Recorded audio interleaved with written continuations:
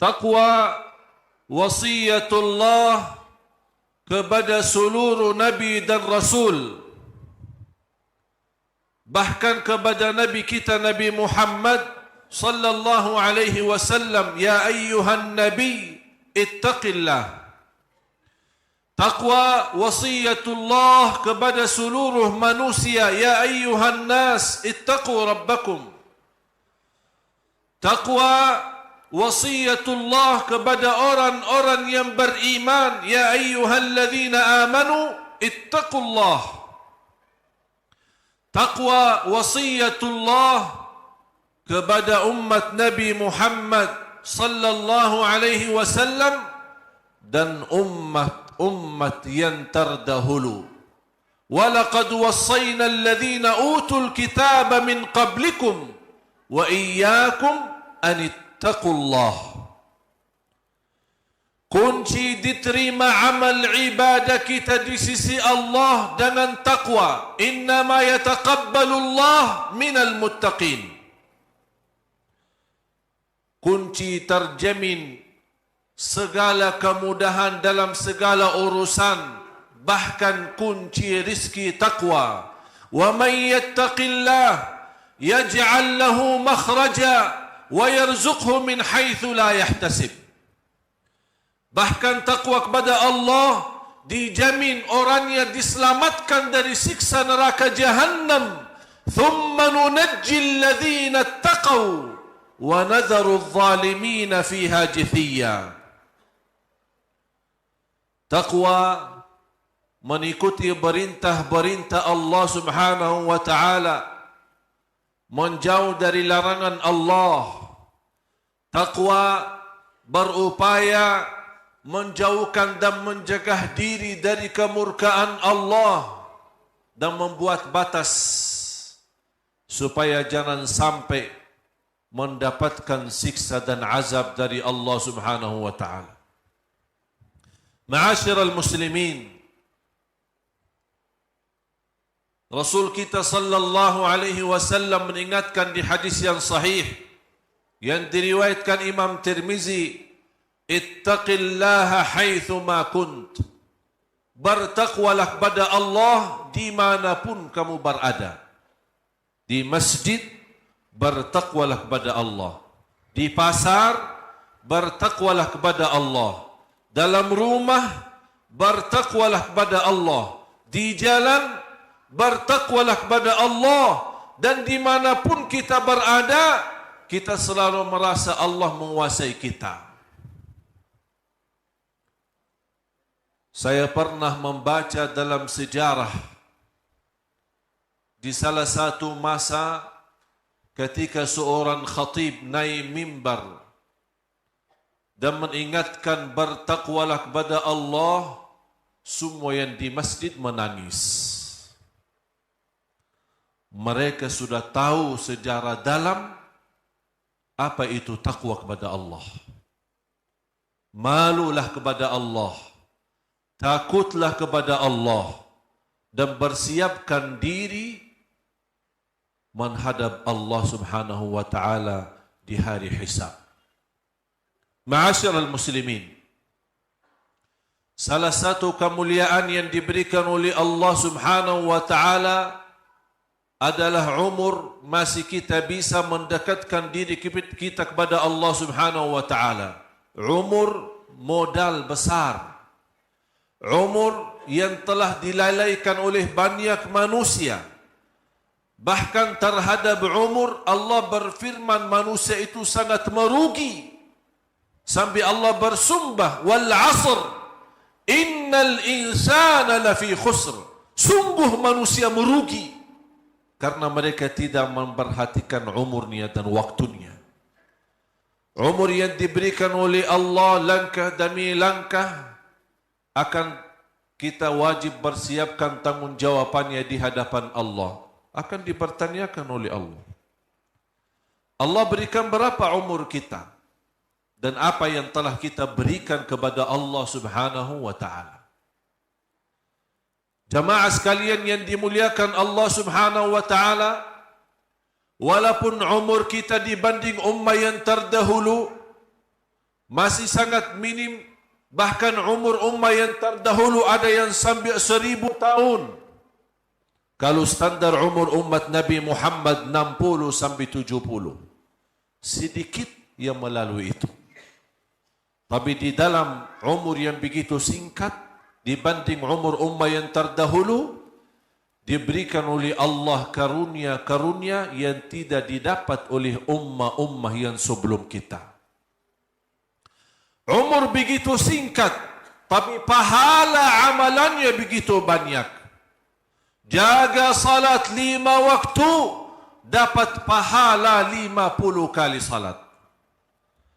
Barang siapa yang salawat kepada Nabi Muhammad sallallahu alaihi wasallam 1 kali, dibalas oleh Allah 10 kali rahmat. Haji yang mabrur, tidak ada balasan selainkan surga. Barang siapa yang berpuasa 1 hari karena Allah, dijauhkan oleh Allah dari neraka Jahannam 100 tahun. Orang-orang yang bersedekah mampu memadamkan kemurkaan Allah. Dan sedekah terjamin husnul khatimah. Bahkan Allah mengganti yang lebih baik. Malam Lailatul Qadar 1 malam, tapi nilai pahalanya 83 tahun. Belum tentu umur kita bisa 83 tahun. Inilah umur umat Nabi Muhammad yang begitu singkat dan begitu pendek terhadap ummah-ummah yang terdahulu. Tapi begitu luar biasa karunia Allah di dalam beramal saleh. Baca Al-Quran bukan 1 ayat, bukan 1 halaman, bahkan 1 huruf, 10 kebaikan. Dalam salat berapa kali kita baca Al-Fatihah? Di luar salat berapa kali kita baca Yasin? Berapa kali kita baca surah yang lain? Bahkan antara kemudahan yang telah terbukti Al-Quran itu mudah, orang yang tidak bisa baca Al-Quran langsung mampu menghafal beberapa ayat di dalam Al-Quran.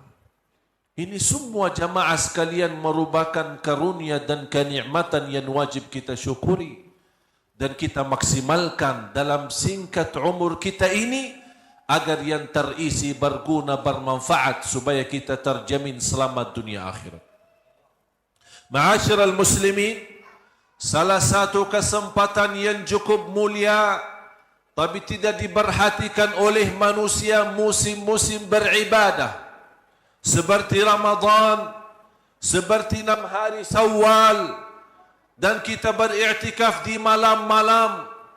Dan ada musim lagi begitu pentingnya, bahkan musim emas, 10 pertama bulan Dzulhijjah. Sebentar lagi umat Islam akan menyambut bulan Dzulhijjah, salah satu bulan haji. Bulan Dzulhijjah datangnya sesudah bulan Dzulqa'dah. Dan bagi umat Islam, bulan Dzulhijjah adalah bulan terakhir di tahun Hijriyah. Allah subhanahu wa ta'ala telah bersumpah dengan kemuliaan 10 hari Dzulhijjah. Wal fajr, wa layalin ashr, wal syaf'i wal watri wal layli idha yasr. Sampai ada berbeda pendapat antara ulama, mana yang lebih mulia dan lebih utama. Apakah 10 malam akhir Ramadan atau 10 hari pertama bulan Dzulhijjah? Saking dua-duanya kemuliaan memiliki yang luar biasa. 10 malam Dzulhijjah, 10 malam di bulan suci Ramadan memiliki malam yang begitu agung, adalah malam Lailatul Qadar. Di 10 hari pun memiliki kemuliaan. Hari yang agung adalah hari Arafah. Bahkan hari Idul Adha, yang bagaimana umat Islam memberikan sembelihannya kurban karena Allah Subhanahu wa taala. Hari sebagaimana di bulan malam Ramadan Allah membebaskan hamba-hamba dari neraka Jahannam, di hari Arafah Allah pun membebaskan hamba-hamba dari neraka Jahannam. Bahkan Rasul kita sallallahu alaihi wasallam bersabda di hadis yang sahih, "Ma min ayyamin al-'amalu as-salihu fihinna ahabbu ila Allah min al-'ashr."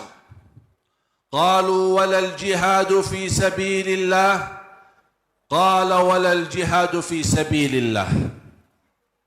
Rasul kita sallallahu alaihi wasallam bersabda, tidak ada amal salih pun, tidak ada amal salih pun yang sangat dicintai Allah sebagaimana amal salih di 10 hari pertama Dzulhijjah. Tidak ada amal salih pun yang sangat dicintai Allah sebagaimana beramal salih di 10 hari pertama Dzulhijjah. Sampai sahabat bertanya, "Ya Rasulullah, walaupun orang berjihad fi sabilillah," kata Rasulullah, "masih berjihad fi sabilillah kecil bagi amal salih yang lainnya di 10 hari pertama Dzulhijjah." Salah satu sunnah yang Rasulullah sallallahu alaihi wasallam membiasakan diri dan para sahabat radhiyallahu anhum adalah berpuasa 9 hari Dzulhijjah.